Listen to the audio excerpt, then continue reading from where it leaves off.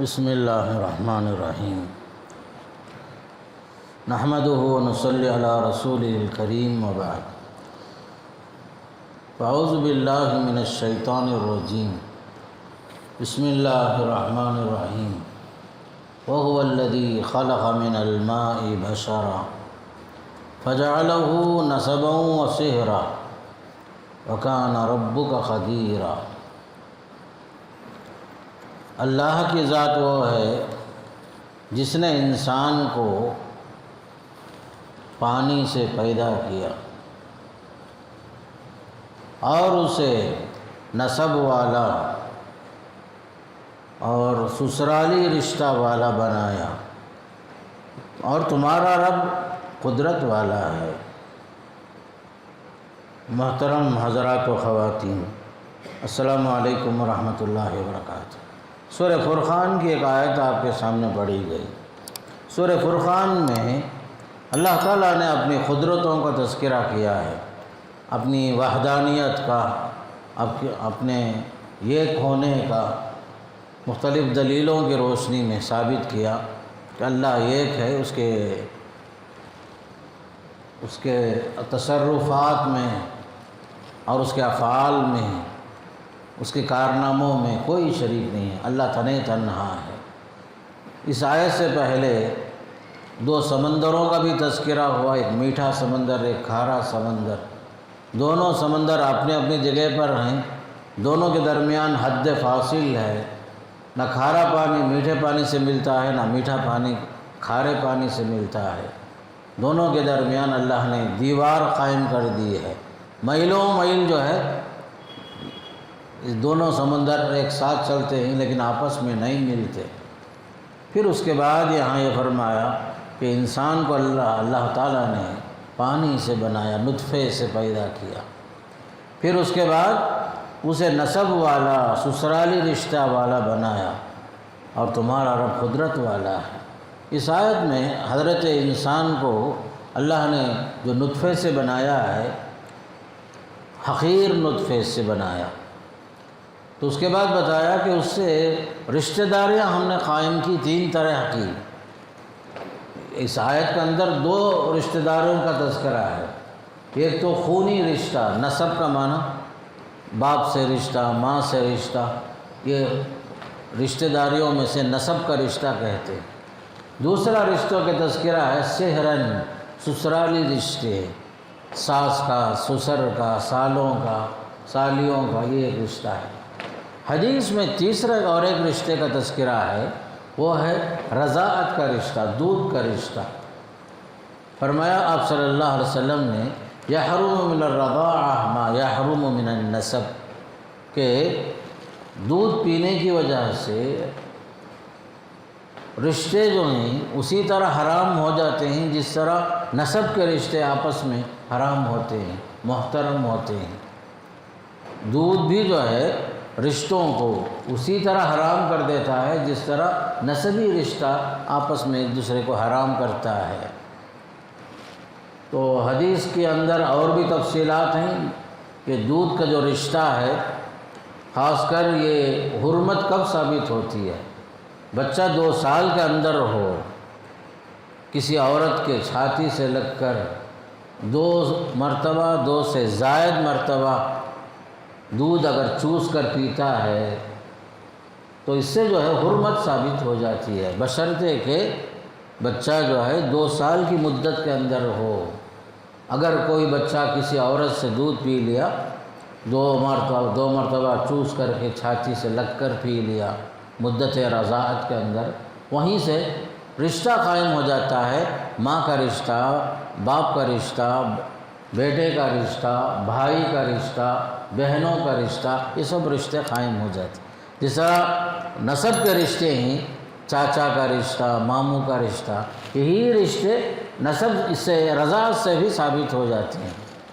تو اس لیے یاد رکھو، جو لوگ مدت رضاعت میں اپنی ماں سے ہٹ کر کسی اور سے اگر دودھ پی لیے ہیں تو وہ بھی جو ہے رضاعی ماں کہلاتی ہے، اور اس کے اولاد رضاعی بھائی بہن بن جاتے ہیں، اس کا جو شوہر ہے رضاعی باپ بن جاتا ہے۔ یہ تمام رشتے محترم ہو جاتے ہیں۔ ان سے نکاح نہیں کر سکتے آپ۔ جس طرح خونی رشتے میں بہن کا رشتہ ہے، بہن بیٹیوں کا رشتہ ہے، یہ سب محترم رشتے ہیں، ان سے نکاح نہیں کر سکتے۔ تو اس طرح قرآن یہ بتا رہا ہے یہ سب رشتے اللہ نے بنائے تمہارے واسطے، یہ بھی ایک نعمت ہے، یاد رکھو۔ انسان ہی واحد ایسا مخلوق ہے جو سماجی مخلوق ہے، معاشرے میں، سوسائٹی میں پورے خاندان کے ساتھ مل جل کر رہنے کی عادت انسان کو ہے۔ وہ اکیلے نہیں رہ سکتا، اسے سماج چاہیے، خاندان چاہیے، رشتہ داریاں چاہیے۔ تو خاص کر آج کی جو یہ آیت ہے، بھائی بہنوں کے رشتوں کی اہمیت کو ثابت کرنے کے لیے ہمارے علماء کرام نے، مفسرین نے، محدثین نے اس آیت سے استدلال کیا ہے۔ جس طرح بھائی بہن جو ہیں اہم ہیں، چاہے وہ باپ سے بھی ہوں یا ماں سے رشتے قائم ہو، چاہے وہ دودھ سے رشتہ قائم ہوا ہو یا سسرالی رشتے سے، یہ سب محترم ہیں، ان کا بھی حق ہے۔ جس طرح اولاد کا حق ہے، بھائی بہنوں کا بھی حق ہے آپس میں، تو ان کے حقوق کا بھی پاس و لحاظ ضروری ہے۔ بھائی بہنوں کے حقوق کا بھی پاس و لحاظ ضروری ہے۔ اور ایک چیز میں آپ کو بتا رہا ہوں، رشتوں میں ایک اور ایک ہے، ایک تو ایک ماں باپ کی اولاد ہیں، ان کو سگے بھائی سگے بہن بولتے، سگے بھائی سگے بہن، ایک ماں باپ کی اولاد، باپ بھی ایک ماں بھی ایک۔ بعض مرتبہ کہ باپ کی جو دو بیویاں ہیں، ان سے بھی بچے ہیں، ان سے بھی بچے ہیں۔ باپ اگر ایک ہے تو اس رشتے کا نام ہے ان بھائی بہنوں کا باپ شریک بھائی بہن، باپ شریک بھائی بہن اسے بولتے۔ اس کا دوسرا لفظ ہے ہمارے پاس میراث میں اللاتی بھائی بہن، اللاتی، اور اردو میں آسان زبان میں باپ شریک بھائی بہن بولتے۔ یہ لوگ بھی بہت اہم ہوتے ہیں۔ پھر اسی طرح ماں سے رشتہ ہوتا ہے۔ پہلے سمجھو کہ ایک عورت ہے، اس کے شوہر کی وفات کے بعد اس کی شادی اور ایک مرد سے ہوئی، اس سے بھی بچے ہوئے، اس سے بھی بچے ہوئے۔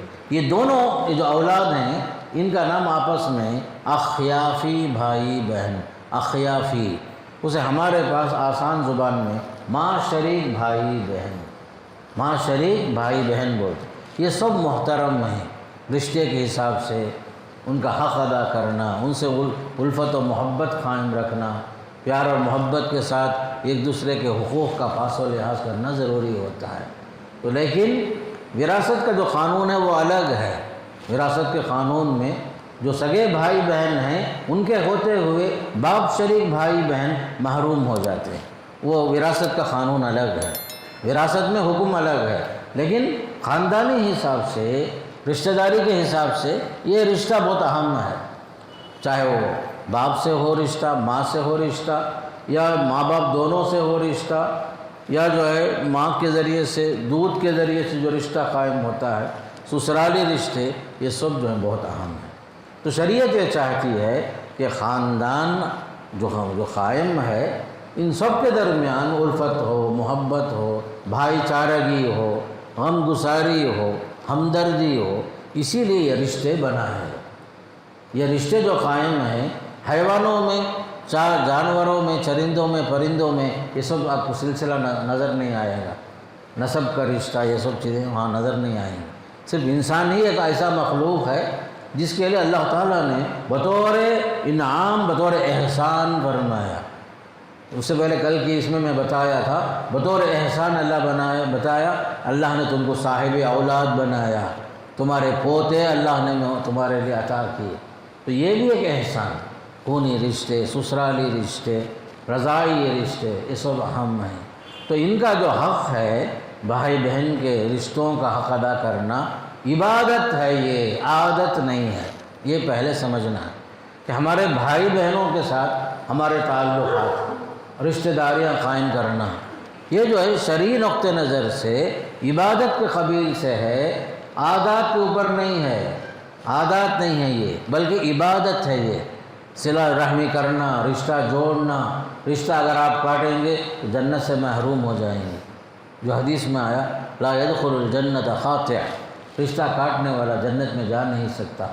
تو یہاں جو ہے یہ یاد رکھنا ہے، بھائی بہن جو سگے بھی ہوں یا جو ہے باپ شریک ماں شریک خونی رشتہ یا جو سسرالی رشتہ دودھ کے رشتے، ان سب کے رشتوں کو پکڑ کے رکھنا، مضبوطی کے ساتھ تھام کے رکھنا، یہ اہم چیز ہے۔ اور یہ رشتہ داری کو باقی رکھنا عبادت کے قبیل سے ہے، عادت نہیں ہے۔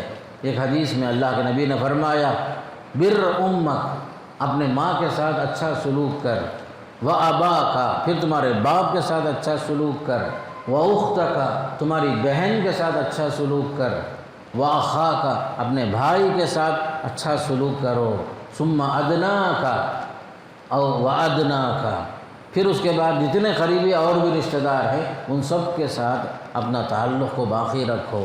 رشتہ داریاں بہت اہم ہوتی ہیں، رشتہ داریوں کا لحاظ رکھنا ضروری ہے۔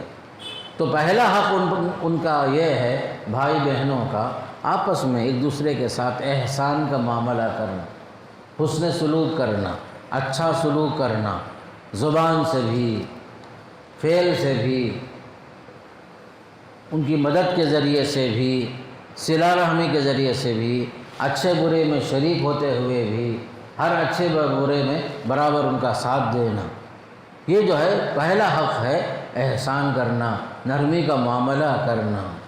یہ دیکھیے اللہ کے نبی صلی اللہ علیہ وسلم جو ہے جب اس دنیا میں تشریف لائے، آپ کے سگے بھائی بہن کوئی نہیں تھے، سگے بھائی بہن نہیں تھے، آپ ماں کے پیٹ میں تھے، والد کا انتقال ہو گیا، پھر اس کے بعد آپ اکیلے ہی تھے، لیکن آپ کا جو رشتہ قائم تھا بھائی بہن کے حساب سے دودھ کا رشتہ تھا۔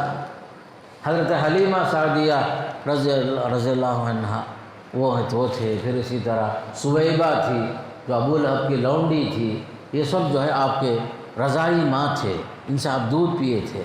تو ان رشتوں میں ایک رشتہ بہن کا تھا جن کا نام آتا ہے شیمہ۔ شیمہ جو ہے آپ صلی اللہ علیہ وسلم کی ایک رضاعی بہن تھی، شیمہ بنت حارث، ایک سفر میں تھے صلی اللہ علیہ وسلم، اتنے میں آپ کی بہن تشریف لائی، لوگوں کو نہیں معلوم بہن بول کر، آپ پہچان لیے بہن آنے کے ساتھ آپ نے کیا کیا، اپنا چادر جو ہے اس بہن کے لیے بچھا دیا، اس چادر پر بٹھایا، اس کی خیریت پوچھے، اچھا سلوک کیے، ہمدردی کی باتیں کیے، پھر اس کے بعد بولے دیکھو تمہارے لیے دو آپشن، تم چاہو تو ہمارے پاس محبوب بن کر، قابل تعظیم بن کر، عزت کے ساتھ ہمارے پاس رہو، ہم تمہاری پوری کفالت کر لیں گے، اپنے ساتھ تم کو رکھ لیں گے بہن کی حیثیت سے، یا تمہارے لیے اور ایک آپشن یہ ہے کہ تم اگر اپنے گھر جانا چاہتی ہو تو ہم تمہارے لیے کچھ ساز و سامان دے کر آپ کو بھیجیں گے، اگر آپ گھر ہی جانا چاہتی ہیں کوئی رکاوٹ نہیں ہے۔ تو بہن نے کہا کہ میں واپس جانا چاہتی ہوں، مجھے میرے گھر والوں کے پاس واپس پہنچا دیے۔ تو آپ صلی اللہ علیہ وسلم نے باقاعدہ جو ہے 3 غلام، ایک لونڈی، بکریاں، اونٹ، یہ سب جو ہے تحفے میں دے کر شیمہ کو آپ نے بھیجا واپس، پوری عزت کی، پورا احترام کی۔ صحابہ پریشان تھے، کون تھے یہ ایسا؟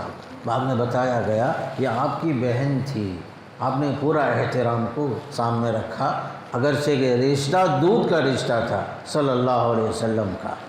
دوسرا حق ہے بھائی بہنوں کے درمیان، ان کے حق میں ہمیشہ دعا کرنا، آپس میں ایک دوسرے کے لیے دعا کرنا، جیسا کہ قرآن میں سورہ اعراف میں اللہ نے فرمایا قال رب اغفر لی ولی وادخلنا فی رحمتک۔ موسیٰ علیہ السلام اپنے بھائی ہارون علیہ السلام کے لیے دعا کر رہے، پروردگارہ مجھے معاف کر، میرے بھائی کو معاف کر، ہمیں اپنے رحمت میں شامل کر لے، ظالم قوم سے ہمیں نجات دلا دے، یہ بنی اسرائیل قوم بہت ستا رہی، تنگ کر رہی ہے، اے اللہ ہم دونوں کو معاف کر، ہمیں مغفرت میں شامل کر لے۔ بلکہ حضرت موسیٰ علیہ السلام سے بڑھ کر کوئی بھائی اپنے بھائی کے لیے اتنی اچھی دعا نہیں کیا جتنا آپ نے اپنے بھائی کے لیے اللہ سے سفارش کی، نبوت ملی تو حضرت موسیٰ اللہ سے دعا کی رب اشرح لی صدری ویسر لی امری واحلل عقدۃ من لسانی یفقہوا قولی، وَاجْعَلْ لِي وَزِيرًا مِّنْ أَهْلِي هَارُونَ أَخِي اشدد بِهِ أَزْرِي وَأَشْرِكْهُ فِي أَمْرِي۔ کہنے لگے موسیٰ علیہ السلام، پروردگار تو مجھے جو ہے یہ کار نبوت کا ذمہ میرے حوالے کیا ہے، مجھے شرح صدر عطا فرما، میری زبان کو جو ہے آسانی سے چلنے والی بنا دے۔ پھر اس کے بعد بولے یہ کام مجھے تنہا یہ میں کر نہیں سکتا، مجھے مدد پہنچا میرے بھائی کے ذریعے سے، میرے بھائی ہارون کے ذریعے سے۔ جس طرح تو مجھے نبی بنایا، رسول بنایا، میرے بھائی کو بھی نبوت اور رسالت سے نواز دے۔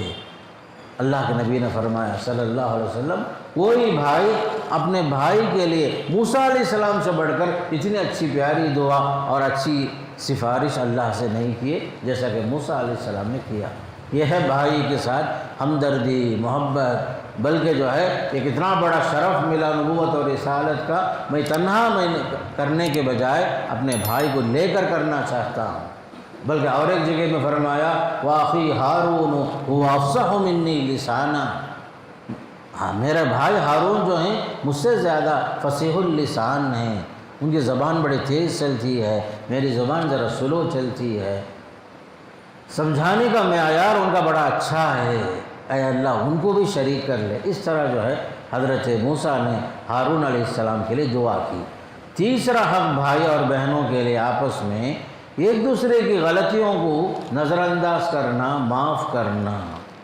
زندگی میں اونچ نیچ ہمیشہ آتی ہے، ہر بھائی ہمیشہ اچھی حالت میں نہیں ہوتا، کوئی بھائی اونچائی پر ہے، کوئی نیچے ہے، کبھی بڑا بھائی اچھی حالت میں، کوئی چھوٹا بھائی اچھی حالت میں، کبھی جو ہے آپس میں کچھ چپ خلش بھی ہو جاتی، رنجشیں ہو جاتی، شیطان جو ہے رائی کو پہاڑ بنا کر کے رشتوں میں فرق پیدا کر دیتا، رشتہ داریاں میں فرق آ جاتا، رشتہ داریاں ٹوٹ جاتی، سگا بھائی بھائی کا دشمن بن جاتا، یہ سب چیزیں ہوتی ہیں۔ تو اسے جو ہے طول نہیں دینا، بلکہ جو ہے ایک دوسرے کو معاف کرنا، برداشت کرنا، ایک دوسرے کے حق میں مہربان بن جانا، محض اس لیے کہ اللہ ہمیں معاف کرے، ہمارے غلطیوں کو اللہ نظر انداز کرے، بھائی بھائی کو برداشت کرے، بھائی بہن کو برداشت کرے، بہن بھائی کو برداشت کرے، اور ایک دوسرے کو معاف کرنا، ایک دوسرے کے لیے دلوں کو صاف رکھ لینا، یہ سب سے اہم حق ہے۔ آج اس کی ضرورت ہے، خاندانوں میں، بھائی بہنوں میں الفت اور محبت کم ہو گئی، ہر چیز میں مادیت غالب آ گئی، پیسہ غالب آ گیا، اسٹیٹس غالب آ گیا۔ یہ نہیں ہونا، اہم چیز ہمارا خونی رشتہ ہے، ایک دوسرے کو معاف کر کے نظر انداز کر کے رشتوں کو باقی رکھنا۔ اس کے لیے قرآن میں مثال دیتا ہوں، حضرت یوسف علیہ السلام کے بھائیوں سے بڑھ کر کوئی بھائی اتنا بڑا دشمن نہیں ہوگا، حضرت یوسف علیہ السلام کے بھائی جس طرح آپ کے ساتھ دشمن بن گئے تھے۔ مسئلہ جو ہے چھوٹا مسئلہ ہو، کیوں جو ہے حضرت یوسف علیہ السلام کے بھائی آپ کے دشمن ہو گئے؟ خود اس کا جواب قرآن دیتا ہے، اذ قالوا لیوسف واخوہ احب الی ابینا منا ونحن عصبہ ان ابانا لفی ضلال مبین۔ ہمارا بھائی یوسف ہمارے بابا کے پاس کیوں زیادہ چہیتا ہے، زیادہ پیارا کیوں ہے؟ ہمارے بابا ان کو ایک زیادہ کائی کو چاہتے ہیں، ہم نہ کیوں کم چاہتے ہیں؟ گویا کہ ہمارے باپ کھلی گمراہی میں ہیں۔ باپ کی محبت پانے کے واسطے سگے بھائیوں نے کیا کیا؟ مشورہ کیا، میٹنگیں ہوئی، بھائی میٹنگیں ہوئی، اقتلوا یوسف او اطرحوہ ارضا یخل لکم وجہ ابیکم۔ میٹنگ میں ایک صاحب مشورہ دیے، ایک بھائی بول رہا ہے باپ کی محبت کو پانا ہے آپ لوگوں کو، یوسف کو قتل کر دو، اور ایک بھائی بولا قتل مت کرو، ان کو لے جا کر کے دور کے پانی نہیں سب کنویں میں اٹھا کر پھینک کر آ جاؤ، تمہارے باپ کی محبت تمہارے لیے خالص ہو جائے گی۔ یہ ہوتا ہے بھائیوں میں، اس لیے ہمارے ماں باپ کو چاہیے قرآن سے درس عبرت حاصل کریں۔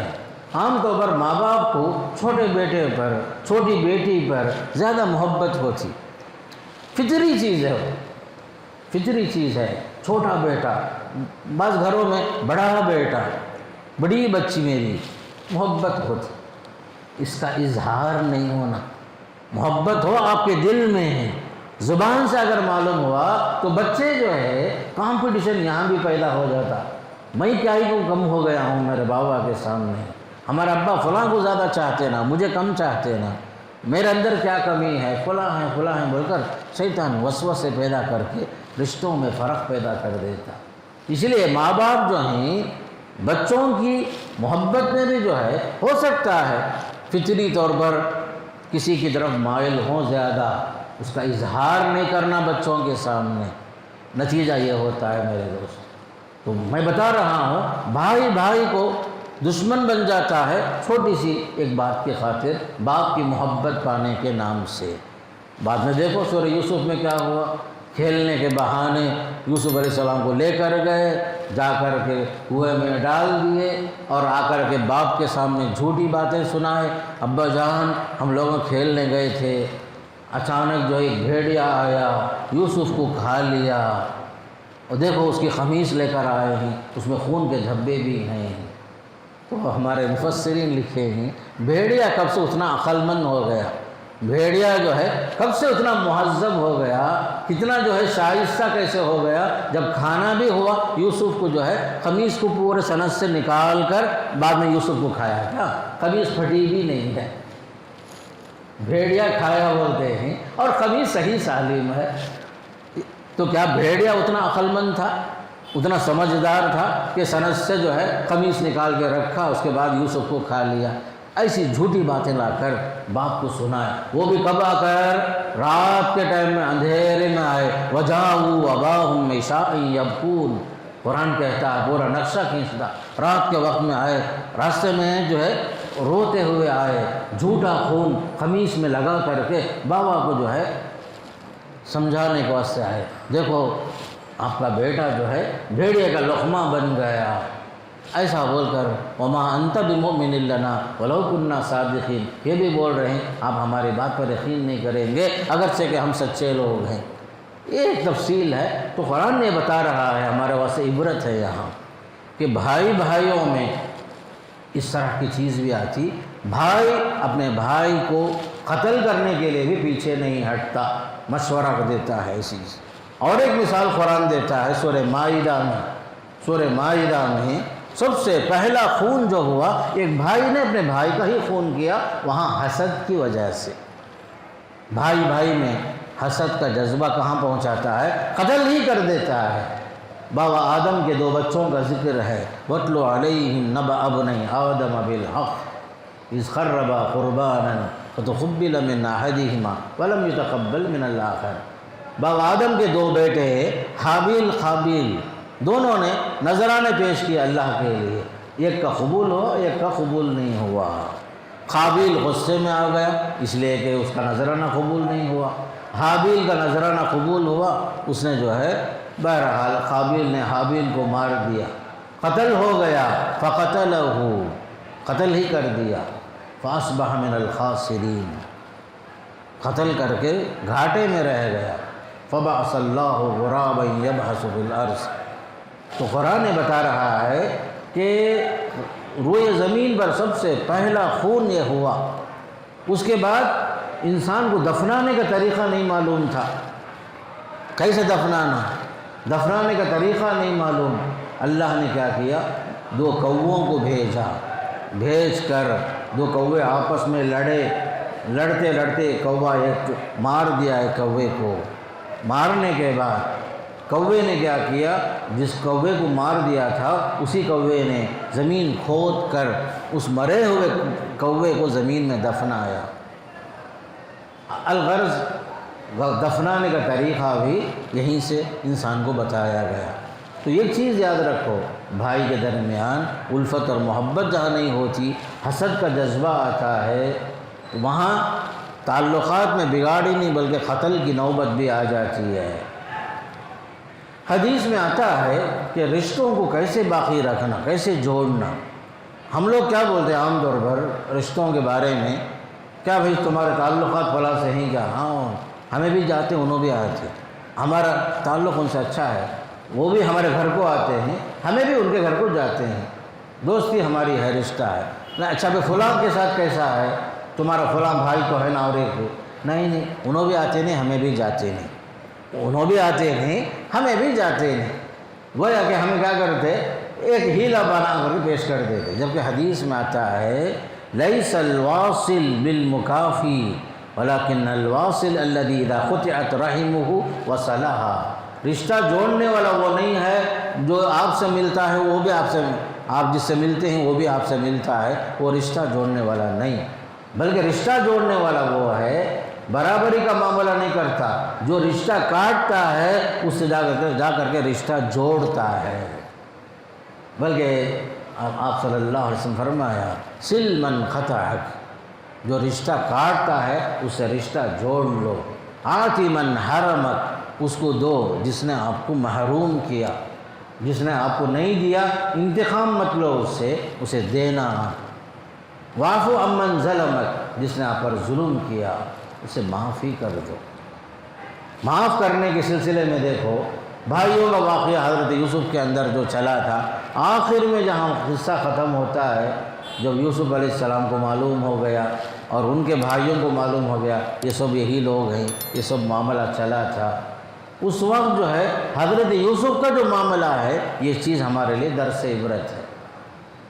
بھائی پریشان تھے کہ مصر کے بڑے عہدے پر ہیں، وزیر خزانہ بن گئے ہیں یوسف علیہ السلام، ہمارا جو سلوک ہے ان کے ساتھ پتہ نہیں وہ ہم سے کیا کیا انتقام لیں گے، یہ سب چیزیں تھیں، لیکن آپ صلی اللہ حضرت یوسف علیہ السلام نے کہا لا تثریب علیکم اليوم یغفر اللہ لکم، آج جو ہے کسی کے ساتھ سرزنش نہیں ہوگی، اللہ معاف کرے، چلے جاؤ آپ لوگ، میں بھی معاف کرتا ہوں، میں بھی معاف کرتا ہوں، اللہ بھی معاف کرے، آج جو ہے کسی سے مواخذہ نہیں ہوگا، بدلہ لینے کا معاملہ نہیں ہے۔ تو بھائیوں کے لیے ایک مثال ہے قرآن میں، بڑے سے بڑے سازش کرنے والے، بڑے سے بڑے مکاری کرنے والے ضرور ہوتے ہیں دنیا میں، وہ ہمیشہ غالب نہیں رہتے، ایک دن آتا ہے وہ آپ کے سامنے سر جھکانے پر مجبور ہو جاتے ہیں، ایک دور کا ظالم ایک دور جب آتا ہے تو آپ کے سامنے سر جھکا کر بیٹھ جاتا ہے۔ ایسے وقت میں انتقام لینا بڑی بات نہیں ہے، انتقام لینا کمال کی بات نہیں ہے، بلکہ وہ شخص بہت بڑا ہے جو معاف کر دیتا، انتقام نہیں لیتا، معاف کر دیتا۔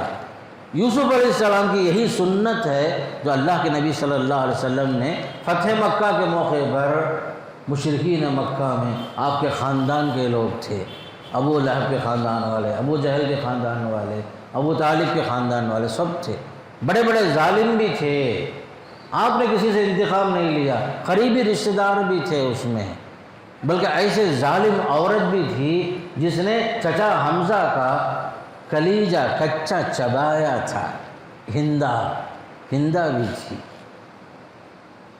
آپ نے کیا کہا اذهبوا فانتم الطلقاء، چلو بھائی آپ سب آزاد ہو، جیسا تمہاری ماں نے تم کو جنم دیا آزاد بنا کر، ویسے تم سب آزاد، آج کسی کے ساتھ کوئی زیادتی نہیں ہوگی، معاف کرتا ہوں میں، آپ لوگ سب جاؤ، اللہ معاف کرے بول دی۔ حضرت یوسف کا وہی جملہ آپ نے دوہرا کر کے معاف کر دیا۔ تو ہمارے بھائیوں میں بہنوں میں یہ سب چیز ہونا چاہیے، رشتہ داریاں جو بنتی ہیں، رشتہ جو ہے ایک کچا دھاگا ہے، رشتہ بہت نازک ہوتا ہے، کچا دھاگے کی طرح ہوتا ہے، اسے مضبوطی سے تھام کے رکھنا، چھوٹی چھوٹی باتوں میں، رنجشوں میں، چپخلشوں میں، یا ادھر ادھر کی باتیں سن کر کے، یا تہمت کی باتیں سن کر کے، بدگمانی کی باتیں سن کر کے اپنے خونی رشتے کے ساتھ رشتہ نہیں کاٹنا۔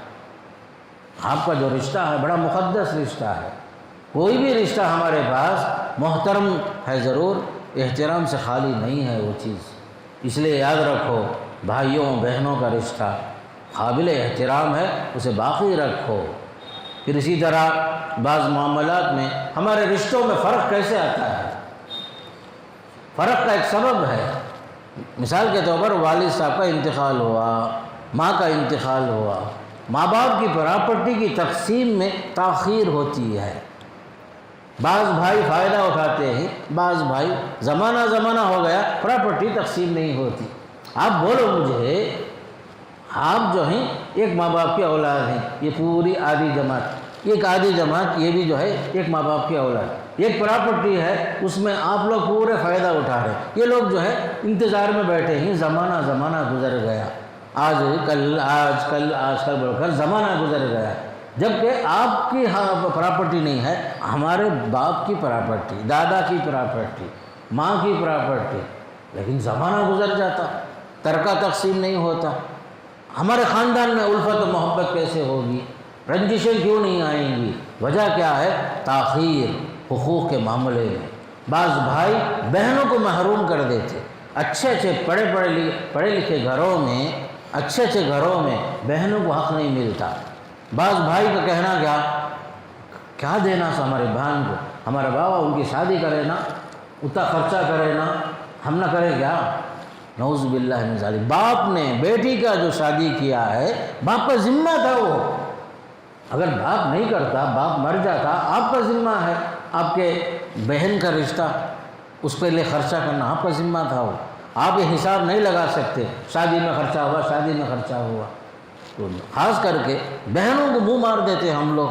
پھر بھی دیکھو صف اول میں آ کے بیٹھے ہیں، خاص کر جمعے کے دن اونٹ کا ثواب پانے کے واسطے، جبکہ یہاں کے پورے بہنوں کا حق مار کے کھا گئے، بھائیوں کا حق کھا کے مار گئے، پھر اس کے بعد پھر بھی دیکھو جمعے کے دن سب سے پہلے حاضر کئی کو سے اونٹ کا ثواب پانے کے واسطے۔ ماشاءاللہ بھائی، حقوق العباد مقدم ہے، یہ فضیلت سب بعد میں ہے، پہلے بھائی بہنوں کا حق ادا کرو، بعد میں تمہیں جو ہے صف اول میں آ کے بیٹھو، آپ کی عبادت قبول ہوگی، آپ کی دعا قبول ہوگی، آپ کی نمازیں قبول ہوگی۔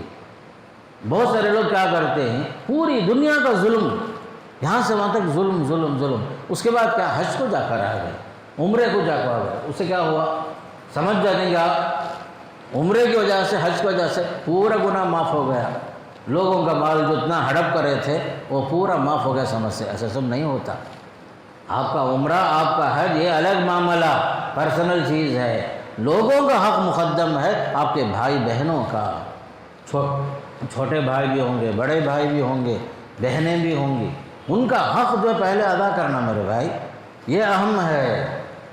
اس کے بغیر جو ہے آپ یہ چاہیں کہ ہمارے درمیان وہ محبت ہو، ایسا نہیں ہوتا۔ حقوق کی ادائیگی میں ہم لوگ پیچھے ہٹتے ہیں، بہنوں کا حق ادا نہیں کرتے، بھائیوں کا حق ادا نہیں کرتے۔ مثال کے طور پر ایک پراپرٹی ہے، گرچہ کہ مشترکہ ہے، وہ سب کا گھر ہے، اس میں چند بھائی لوگ رہتے ہیں، کچھ لوگ باہر کرائے گھروں میں رہتے ہیں، یہ کب تک رہیں گے وہ لوگ باہر جو رہتے ہیں، ان کا بھی تو حق اس گھر میں۔ اس لیے کیا کرنا، وفات کے تیسرے دن کے بعد تعزیت ادا کرنے کے لیے غم کے منانے کا 3 دن ہی ہے شریعت میں اجازت، چوتھا دن آیا آپس میں بیٹھ کر مسئلہ حل کر لینا، والد صاحب کی یہ پراپرٹی ہے، یہ جو ہے کون خریدنا چاہتا ہے خرید لو، بھائیوں کا حق ادا کرے، بہنوں کا حق ادا کرے، پھر اس کے بعد ماں کا بھی حق جو ہے وہ بھی ادا کرے۔ یاد رکھو، اب تک بات ذہن میں نہیں آئی، آج اچانک یاد آئی، چاہے ماں ہو، باپ ہو، یہ سب جو ہے ان سب کا جو ہے پراپرٹی میں حق ہے بھائی۔ 6 لوگ ہیں، ترکے میں کبھی محروم نہیں ہوتے، 6 لوگ ہیں کبھی محروم نہیں ہوتے، وارث ہوتے ہیں یہ لوگ۔ اس میں جو ہے زوجین، ولدین، ابوین، زوجین سے مراد میاں بیوی، شوہر مر جائے تو بیوی وارث، بیوی مر جائے تو شوہر وارث، ہر حال میں وارث ہوں گے۔ پھر اسی طرح ماں باپ، بیٹا مر گیا، بیٹی مر گئی، ماں باپ کا حق ہے اس میں۔ تیسرے جو ہیں بیٹا اور بیٹی، یہ 6 لوگ جو ہیں کبھی محروم نہیں ہوتے۔ ولو بالفرض ایک عورت شوہر کی وفات کے بعد اور ایک شادی کر لی، اس کے باوجود پہلے شوہر کا جو ترکہ تھا جب تقسیم ہوتا ہے تو اس عورت کو ملنا چاہیے۔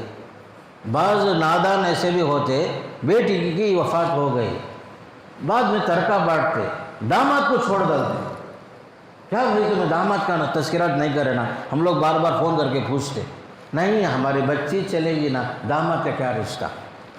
بہت اچھا ہے یہ طریقہ، چاہے بیٹی کی وفات ہو جائے، داماد کا رشتہ تو باقی ہے، وہ بیٹی سے اب بحیثیت سے شوہر جو ہے وہ وارث ہوتا ہے، وہ اولاد ہیں بولے تو 4ویں کا ایک حصہ، اولاد نہیں ہیں بولے تو آدھا حصے کا وارث بنتا ہے، باپ کی حیثیت سے وہ شوہر جو ہے۔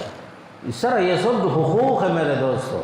میں اس لیے اس ٹاپک کو لیا ہوں کہ عام طور پر حقوق میں ہم لوگ ڈنڈی مار دیتے، دیکھنے میں اچھے نظر آتے، شریف نظر آتے، عبادت گزار نظر آتے، اس کے باوجود کیا ہے شرعی معاملے میں، حقوق کے معاملے میں بالکل کچے، معاملات میں کچے، لین دین میں کچے ہم لوگ، پھر ہمارے تعلقات کے اندر الفت اور محبت کیسے قائم رہے گی؟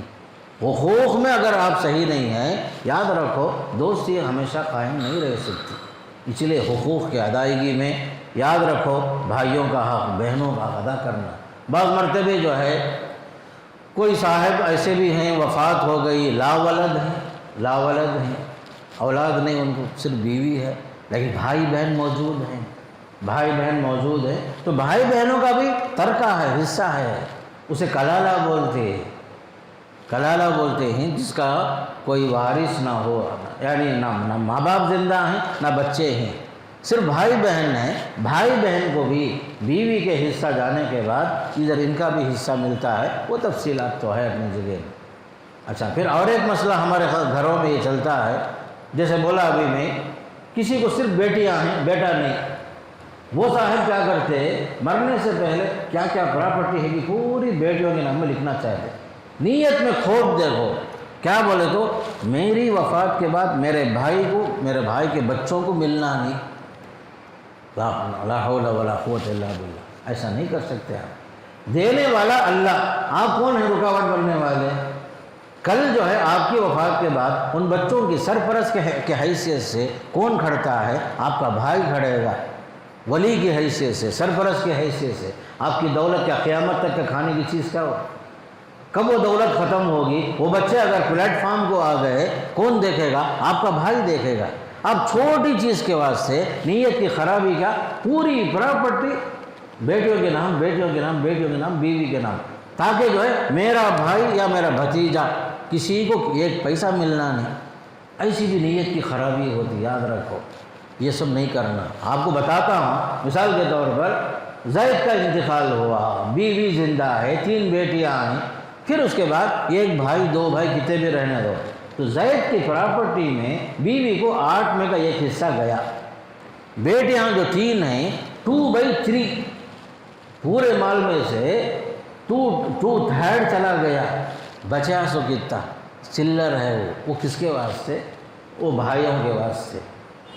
24 سے مسئلہ بنتا، 3 حصہ بیوی کا، 16 حصہ کسے گیا؟ بیٹیوں کو گیا، 16 2 3 کتنا 19 حصے گئے، باقی بچے کتنے؟ 5 حصے۔ وہ 5 حصے کے لیے آپ کیا سوچتے ہیں؟ میرے بھائی کو ملنا نہیں، حالانکہ بھائی بھی زندہ، بہن بھی زندہ، کبھی بھتیجے زندہ رہتے ہیں، ان کو محروم کرنے کے چکر میں رہتے، خاص کر جن کے گھروں میں بیٹا نہیں ہوتا، ان کا دماغ یہ کام کرتا، فوراً ہبا کے نام سے سب یہاں سے وہاں تک۔ نیت کی خرابی، ایسا مت کرو۔ اللہ تعالیٰ جس کو دینا چاہتا ہے، اللہ نے ترکے کی تقسیم اپنے کسی نبی کے حوالے نہیں کیا، فرشتوں کے حوالے نہیں کیا، کسی کے حوالے نہیں کیا۔ ترکہ جو ہے اللہ تقسیم کر رہا ہے، بھائی فلاں کے لیے اتنا، فلاں کے لیے اتنا، فلاں کے لیے اتنا، یہ سب جو ہے تقسیم کس کی طرف سے؟ اللہ کی طرف سے ہے، یہ سب فکسڈ ہے اللہ کی طرف سے۔ اللہ کی تقسیم میں ڈنڈی مت مارو، یاد رکھو نقصان میں رہو گے، گھاٹے میں رہو گے۔ پھر اسی طرح بھائی بہنوں کے حقوق میں ایک اہم مسئلہ یہ بھی ہوتا ہے، ایثار کا جذبہ ہونا چاہیے۔ بڑا بھائی ہے، اس کے اندر چھوٹے بھائیوں کے لیے ایثار کا جذبہ ہو۔ مجھے نہیں ملا تو پرواہ نہیں، میرا فلاں بھائی مجبور ہے، مسکین ہے، بیمار ہے، اس کے لیے ذرا نرم گوشہ بھی ہونا۔ جس طرح مدینے کے انصار کا اندر ایثار کا جذبہ تھا، ایثار کا جذبہ بھی ہونا۔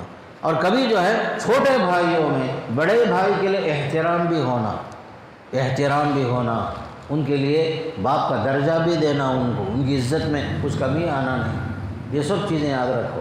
بڑا بھائی چھوٹوں پر شفقت کا معاملہ کرے، اور چھوٹے بھائی بڑے بھائی کو باپ کے درجے میں وہ عزت دینا، احترام دینا۔ جب آپ جو ہے دونوں کا حق برابر ادا کریں گے، بڑا چھوٹے کا لحاظ، چھوٹا بڑے کا لحاظ، انشاءاللہ حقوق میں جب صحیح ہوں گے تو رشتوں میں کوئی فرق نہیں آتا ہے۔ اور آخری چیز بتا کے بات ختم کرتا ہوں کہ ہماری رشتہ داریاں جو ہیں للہ فی اللہ زیارت بھی ہونا۔ رمضان عید میں جا کر السلام علیکم ملنے جاتے ہیں جو لوگ، غلط ہے۔ صرف رمضان کی عید میں، عید الاضحیٰ میں جا کر ملنا نہیں، سال بھر میں جب بھی موقع ملا اچھے میں برے میں سب میں شریک ہونا، اللہ کی خاطر، کوئی مقصد نہیں، کوئی دنیاوی مقصد نہیں، آپس میں ہماری زیارتیں جو ہونی چاہیے اللہ کے لیے ہونی چاہیے۔ ایک حدیث میں آتا ہے ایک صاحب جو ہیں اپنے ایک بھائی کی زیارت کے لیے دور کے ایک بستی کو گئے، اللہ نے ان کے راستے میں ایک فرشتے کو بٹھا دیا۔ فرشتہ جو ہے اس آدمی سے پوچھتا ہے کہاں جانا چاہتے؟ وہ کہتے ہیں کہ میں فلاں اس قریے میں میرا بھائی ہے، میں اسے ملنے کے لیے جا رہا ہوں۔ تو وہ فرشتہ پوچھتا ہے کیا کوئی کچھ لین دین کا کوئی مسئلہ ہے کیا، کوئی احسان وغیرہ ہے کیا، اس احسان کو چکانے کے لیے آپ جا رہے ہیں؟ تو کہا انہوں نے کہ نہیں، صرف میں اللہ کی خاطر میں محبت کر رہا ہوں، اس کے دوستی کو باقی رکھنے کے لیے جا رہا ہوں۔ تو فوراً وہ فرشتہ کہتا ہے میں اللہ کی طرف سے بھیجا گیا ایک قاصد ہوں، رسول ہوں میں اللہ کی طرف سے۔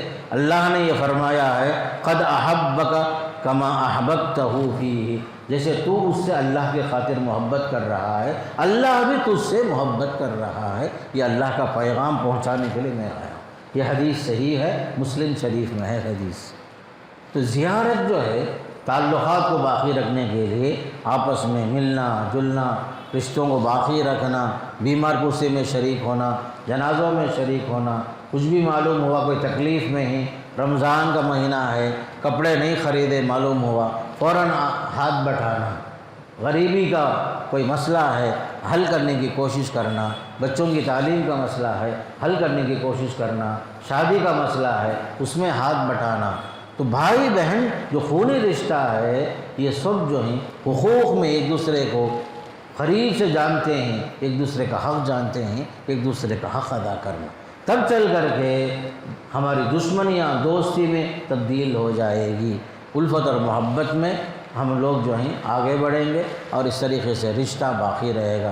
میں اللہ سے دعا کرتا ہوں اللہ ہم سب کو جو ہے آپس میں ایک دوسرے کے ساتھ، اپنے بھائی بہنوں کے ساتھ، اپنے خاندان والوں کے ساتھ اچھی طریقے سے پیش آنے اور وہ رشتے کو باقی رکھنے کے اللہ توفیق نصیب فرمائے۔ وصلی اللہ علی نبینا محمد والحمد للہ رب العالمین۔